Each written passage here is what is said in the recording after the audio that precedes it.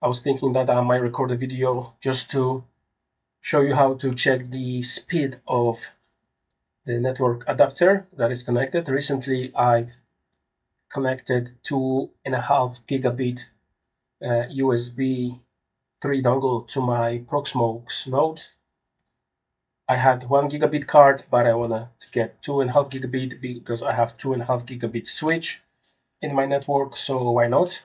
And I will show you how to check if actually 2.5 gigabit speed is there. So first, let's go to network. Let's click that bridge.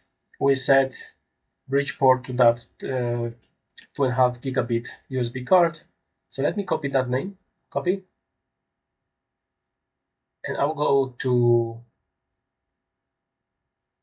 shell. And I will use ETH tool.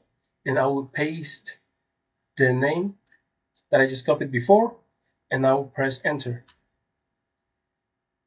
So let me make the screen a little bit smaller. So here I have all the details about the supported ports and modes and all that stuff.